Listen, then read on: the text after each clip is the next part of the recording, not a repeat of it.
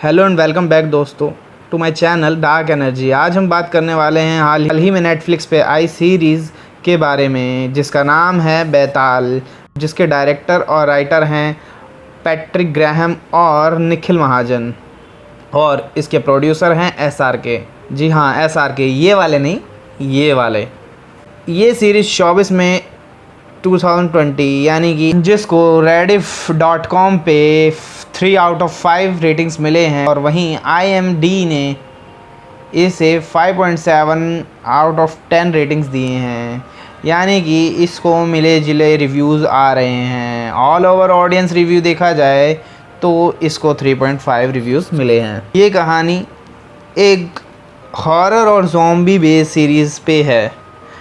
पहले बात करेंगे हम इस सीरीज़ पे आए लोगों के रिव्यू और कुछ ऐसे पॉइंट्स की जिस पे अगर सीरीज़ मेकर काम करते तो शायद सीरीज़ और अच्छी बनती, और उसके बाद बात करेंगे हम सीरीज़ के अच्छी बातों की जो शायद आप सभी को पसंद आए। और मैं रिकमेंड करूँगा कि अगर आपके पास फ्री टाइम है तो आप इस सीरीज़ को एक बार तो देख ही सकते हैं, क्योंकि ये सीरीज़ वन टाइम वॉच तो कह ही सकते हैं इसे।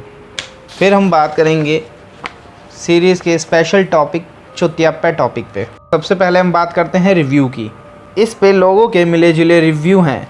कुछ को सीरीज़ अच्छी लग रही है, कुछ को बहुत अच्छी लग रही है, कुछ को ख़राब लग रही है और कुछ को बहुत ज़्यादा ख़राब लग रही है। मुझे ये सीरीज़ मिली जुली सी लगी, ना ज़्यादा अच्छी लगी ना ज़्यादा बुरी लगी। और ऐसे रिव्यूज़ इसलिए आ रहे हैं क्योंकि इस सीरीज़ की स्टोरी लाइन ज़्यादा ख़ास नहीं है और स्ट्रेट टू द पॉइंट है, और लोगों के बीच उस तरीके से डर नहीं बना पाई शायद जिस तरीके से लोगों ने इसके बारे में सोचा था। और इस सीरीज़ को ख़त्म भी बहुत ज़्यादा जल्दी में किया गया। जैसा कि हम सभी जानते हैं, मोस्ट ऑफ सीरीज़ 8 से 9 एपिसोड यानी कि 4 से 5 घंटे की होती है। वहीं ये सीरीज़ सिर्फ 4 पार्ट की थी जो कि ठीक से 2 घंटे की भी नहीं है, जिस वजह से सीरीज़ देखने वालों को थोड़ी निराशा तो हुई। अब हम बात करेंगे अपने उन टॉपिक्स के बारे में इसकी वजह से सीरीज़ थोड़ी और इफ़ेक्टिव हो सकती थी। नंबर 1, अगर सीरीज़ के प्लॉट को थोड़ा सस्पेंस में रखते शायद सीरीज़ और अच्छी बनती और लोगों को पसंद भी आती।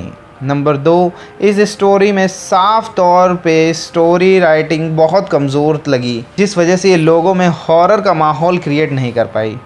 नंबर 3, इस सीरीज़ के एक्टर जहां विनीत कुमार सिंह ने अच्छी एक्टिंग करी है, वहीं बाकी एक्टरों ने ज़्यादा एफर्ट नहीं किया। नंबर 4, इस सीरीज़ की सबसे कमज़ोर बात थी कि स्टोरी में एक लड़की पे ज़्यादा फोकस कर दिया गया, जिसके बारे में लास्ट में दिखाया जाता है, जिसका कि कोई लेना देना नहीं है सीरीज़ से। और जितेंद्र जोशी जो कि एक बेटी के बाप के रोल में थे, उन्हें हद से ज़्यादा लालची दिखा कर के भी पूरी का प्लॉट ख़राब कर दिया। नंबर 5, इस सीरीज़ का एंड भी खासा डरावना नहीं था और उलझा देने वाला था, जिस वजह से लोगों में थोड़ी मिली जुली प्रतिक्रिया रही।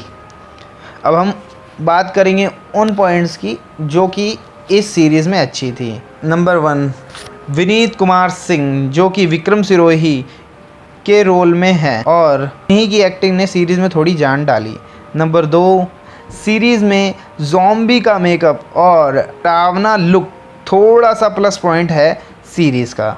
नंबर 3, इसमें ये दिखाना कि पॉलिटिकल पार्टी के लीडर अपने फ़ायदे के लिए किसी गरीब को भी मार सकते हैं, ये दिखाना भी प्लस पॉइंट में कहूँगा। नंबर 4, यानी का माइथोलॉजी से लेके हॉलीवुड की ज़ॉम्बी के साथ मिला के दिखाना भी सीरीज़ का प्लस पॉइंट ही है। नंबर 5, इस सीरीज़ को देखकर आपके साथ में विक्रम और बेताल की यादें हो सकती हैं। अगर आपने विक्रम बेताल के पुराने एपिसोड्स देखे हों, क्योंकि जिस तरीके से बेताल पीछे से सवाल करता है उसी तरीके से इस सीरीज़ में भी ज़ॉम्बी का लीडर लॉन्ग डॉग भी पीछे से ही इंस्ट्रक्शन देता है। अब हम बात करेंगे सीरीज़ के चूतियापे की। मैं इसे सीरीज़ का चूतियापा इसलिए बोल रहा हूँ क्योंकि स्टोरी राइटर ने जब स्टोरी लिखी तो पता नहीं क्या सोच के लिखी।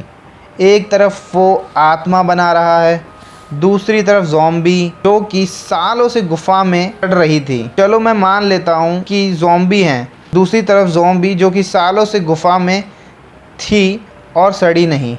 चलो ज़ॉम्बी थी, नहीं सड़ी। तो मुझे ये बताओ, आत्मा का रोल कहाँ से आ गया? कभी हॉलीवुड में मूवी में देखा है ज़ॉम्बी की आत्मा है और ज़ॉम्बी है? मतलब कुछ भी दिखा दो और चूतिया बना दो डर के नाम पे। और हाँ, इसमें एक बुक भी दिखाई गई है जिसमें बेताल के बारे में बताया गया है कि बेताल की ताकत हम कैसे पा सकते हैं, और उसी बुक में जनरल लॉन्ग डॉग के बारे में भी लिखा है। अरे भाई, इसने बेताल के बारे में लिखा, क्या उस ज़माने में लॉन्ग डॉग था? एक ही बुक में इन दोनों के बारे में कैसे लिखा है? चलो अब मैं एक छोटी सी समरी भी दे देता हूँ जिससे कि आप कहानी को ईजी तरीके से समझ सकते हैं। एक छोटा सा गांव है जहाँ पे सीएम सड़क बनाना चाहता है और वहाँ पे टनल है जो कि सालों से बंद पड़ी है, जिसको सीएम तोड़ना चाहता है और उसे तोड़ने के लिए मार्शल बुलाता है। बट गांव वाले उन्हें रोकते हैं, पर सीएम का एक आदमी बॉम्ब ब्लास्ट करके सबको नक्सली घोषित कर देता है और उन पे गोलियां चलवा देता है। इस वजह से मार्शल उनको मार के टनल को तोड़ देते हैं और अंदर चले जाते हैं। अंदर जाके मार्शलों की डेथ हो जाती है और मार्शल के कमांडेंट पे जनरल लॉन्ग डॉग की आत्मा कब्ज़ा कर लेती है, जिसे अमर होने के लिए एक लड़की की बलि देनी है। और ये पूरी स्टोरी उस लड़की के चारों तरफ घूमती रहती है। हाँ, विक्रम सिरोही बच्ची को बचाना चाहता है, पर वो ज़ॉम्बीज़ को भी ख़त्म करना चाहता है, जिस वजह से वो बच्ची को लेके अपनी टीम को लेकर जनरल को मारने के लिए जाता है। वहाँ इनकी चाल उल्टी पड़ जाती है और जनरल लॉन्ग डॉग इन्हें ही पकड़ लेता है। लास्ट में विक्रम सिरोही बच्ची को नहीं मारता और बच्ची के हाथ में एक रिमोट दे देता है जो कि बम का रिमोट होता है, और बच्ची वो बम का रिमोट दबा देती है और बच्ची वहाँ से भागकर विक्रम सिरोही के एक साथी और एक गांव वाले की मदद से वहाँ से निकल जाती है। रास्ते में जाते हुए लड़की बेताल की किताब को पढ़ती है जिसमें लिखा होता है कि टनल के टूट जाने के बाद जनरल लॉन्ग डॉग की फ़ौज सारे ह्यूमंस पर अटैक कर देगी। वो ये बोलती है और दूसरी तरफ न्यूज़ में दिखाते हैं कि बंदरगाह पे कुछ नाव जिस पे अंग्रेज़ों का झंडा लगा होता है वो शहर की तरफ बढ़ी चली जाती है और स्टोरी यहीं ख़त्म हो जाती है। अगर आपको मेरी वीडियो अच्छी लगी हो तो लाइक, शेयर, सब्सक्राइब ज़रूर करें और मुझे कमेंट में ज़रूर बताएं जो आपको अच्छा ना लगे, ताकि मुझे पता चले कि मेरी कहाँ गलतियाँ हैं। अब मैं मिलूँगा आपसे अगली वीडियो में, तब तक के लिए बाय बाय। Dark energy.